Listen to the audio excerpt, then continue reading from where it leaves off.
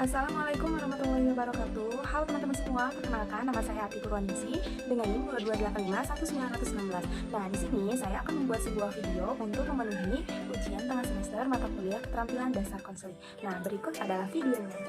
Nah, konsep dasar dari konseling individu sebagaimana yang dikatakan oleh Willis 2010 bahwa konseling individu adalah pertemuan konselor dengan konseli secara individual di mana terjadi hubungan konseling yang bernuansa raport dan konselor berupaya memberikan bantuannya untuk pengembangan pribadi dari konseli tersebut dan konseli dapat mengantisipasi permasalahan-permasalahan yang sedang dihadapinya. Tujuan dari konsep dasar konseling individu sebagaimana menurut Rahman 2003 ada 8 tujuan. Yang pertama ada tujuan perkembangan.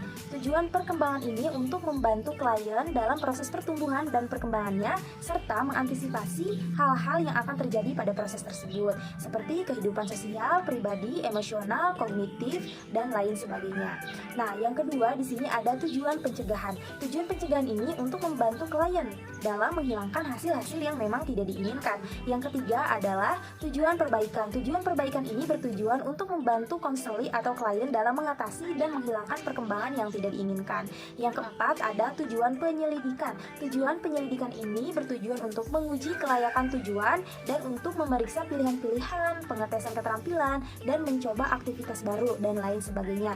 Nah, yang kelima ada tujuan penguatan. Tujuan penguatan ini bertujuan untuk membantu konseli atau klien dalam menyadari apa yang akan dilakukan, difikirkan, dan dirasakan sudah baik atau belum gitu.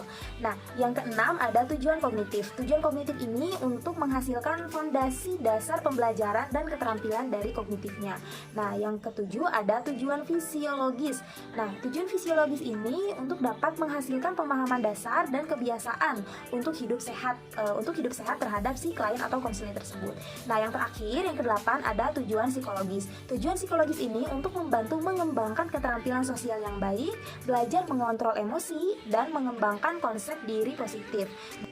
Yang selanjutnya ada aspek konsep dasar konseling individu. Di sini ada menurut Winkle, ia berpendapat bahwa ada dua pokok aspek dalam konseling. Yang pertama ada aspek proses dan yang kedua ada aspek pertemuan tatap muka. Nah, aspek yang pertama ialah aspek proses. Aspek proses ini menunjukkan bahwa kenyataan konseli atau klien mengalami suatu rangkaian perubahan dalam dirinya sendiri yang membawa dia saat masalahnya disadari, diungkapkan, dan belum ada penyelesaiannya. Nah, rangkaian perubahan dalam diri sendiri itu biasanya mengikuti urutan mengungkapkan masalah secara tuntas, melihat inti masalahnya itu dengan jelas, menyadari semua reaksi dalam perasaan terhadap masalah itu secara lebih utuh, menghadapi masalah dengan perasaan yang lebih bening dan lebih rasional, mengemukakan penyelesaian yang memuaskan atas masalah yang dibahas, mendapat keberanian untuk mewujudkan penyelesaian itu dalam tindakan-tindakan yang konkret setelah proses konseling tersebut berhasil atau berakhir. Nah, yang kedua ada aspek tatap muka. Nah, aspek tatap muka ini menunjukkan pada periode waktu konseli atau klien berhadapan dengan konselor secara bertatap muka serta berwawancara dengan konselor mengenai masalah yang dihadapinya. Secara umum, proses konseling individu ini dibagi menjadi 3 tahapan. Yang pertama ada tahap awal konseling. Adapun proses konseling pada tahap awal ini sebagai berikut. Yang pertama, membangun hubungan konseling yang melibatkan klien. Artinya, hubungan konseling ini akan bermakna apabila klien dapat terlibat berdiskusi dengan konselor. Yang kedua, memperjelas dan menafsirkan masalah. Seringkali klien tidak begitu mudah menjelaskan masalahnya, walaupun mungkin klien hanya mengetahui gejala-gejala yang dialaminya saja. Oleh karena itu, sangat penting sebagai seorang konselor untuk membantu memperjelas masalah dari klien. Nah, yang ketiga ada membuat penafsiran dan penjajakan. Nah, di sini konselor berusaha menjajaki atau menafsirkan kemungkinan mengembangkan isu atau masalah serta merancang bantuan yang mungkin dilakukan. Misalnya saja dengan membangkitkan semua potensi yang dimiliki oleh kliennya. Dan yang keempat ada menegosiasikan kontrak. Nah, kontrak artinya perjanjian antara konselor dan klien. Nah, adapun kontrak yang akan dibahas meliputi yang pertama ada kontrak waktu. Artinya berapa lama waktu yang dibutuhkan oleh klien dalam melakukan proses konseling dengan konselor. Yang kedua ada kontrak tugas. Nah, tugas ini ialah tugas apa saja yang harus dilakukan oleh konselor dengan klien. Dan yang ketiga ada kontrak kerjasama dalam proses konseling.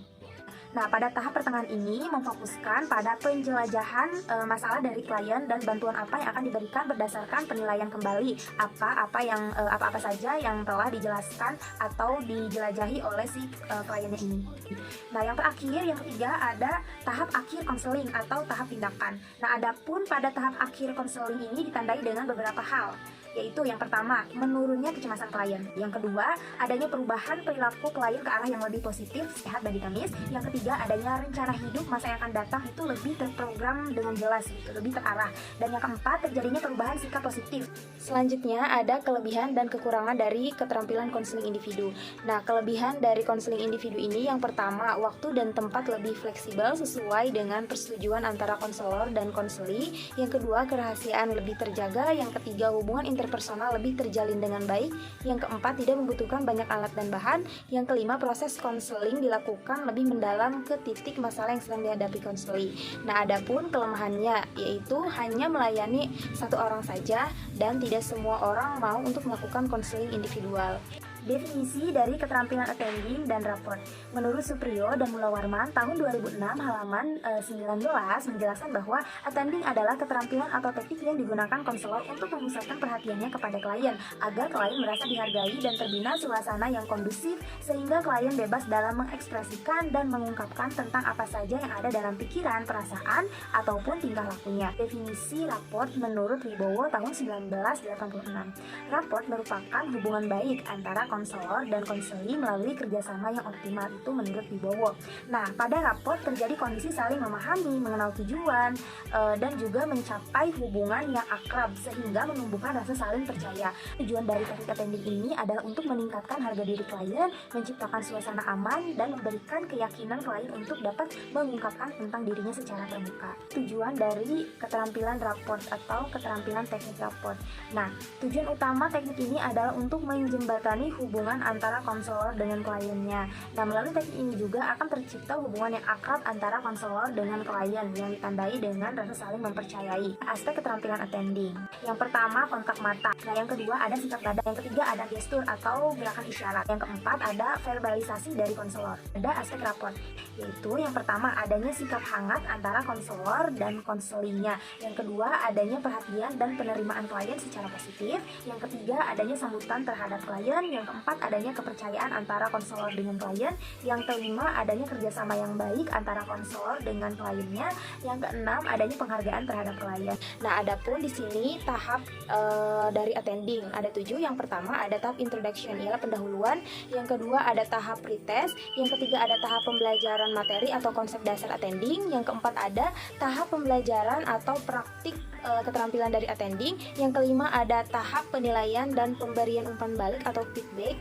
Yang keenam ada tahap penguatan atau reinforcement, dan ada tahap penghargaan atau reward. Dan yang ketujuh atau yang terakhir ada tahap post test. Ada tahapan atau prosedur dari raport. Yang pertama itu ada penataan lingkungan fisik yang meliputi ruangan dan perabotan konseling. Yang kedua ada sambutan terhadap kehadiran konseling. Yang ketiga ada penggunaan kontak mata. Yang keempat ada penggunaan gerakan-gerakan, isyarat tubuh dan ekspresi wajah. Yang kelima ada pengamatan terhadap penampilan konseli. Yang keenam ada penggunaan nada dan suara. Yang ketujuh ada ajakan agar konseli berpartisipasi aktif dalam proses konseling. Yang kedelapan ada pengenalan latar belakang konselor. Yang kesembilan ada penjelasan tentang maksud dan tujuan dari konseling. Yang kesepuluh ada penjelasan tentang batasan-batasan dalam konseling. Yang kesebelas ada penjelasan fokus dalam konseling. Yang kedua belas ada penjelasan peranan dan tanggung jawab dalam konseling. Dan yang ke-13 ada pengorganisasian dari waktu. Kelebihan dan kekurangan dari attending. Kelebihan dari keterampilan attending ini ialah menjadikan klien merasa lebih dihargai dan terbina suasana yang kondusif sehingga klien bebas mengekspresikan dan mengungkapkan perasaannya, pikirannya, ataupun tingkah lakunya. Nah, kelebihan ini dapat dicapai apabila konselor dapat menerapkan atau melakukan seperti kontak mata, sikap badan, gestur atau gerakan isyarat, serta verbalisasi secara baik atau secara tepat. Nah, adapun kekurangan dari attending ini ialah jika konselor tidak mampu menggunakan aspek tadi seperti kontak mata, sikap badan, gestur, atau gerakan isyarat, serta verbalisasi, maka konseli tidak akan merasa nyaman dan konseli merasa tidak dihargai dan tidak akan terjadi suasana yang kondusif. Kelebihan dari rapot ini ialah menjembatani hubungan antara konselor dengan konseli, dan melalui tag ini tercipta hubungan yang akrab antara konselor dan konseli yang ditandai dengan saling mempercayai. Nah, kekurangannya jika konselor tidak dapat melakukan atau memperhatikan dan menerima klien secara positif, terus tidak ada sambutan terhadap klien, kepercayaan antara konselor dengan klien, lalu tidak ada kerjasama yang baik.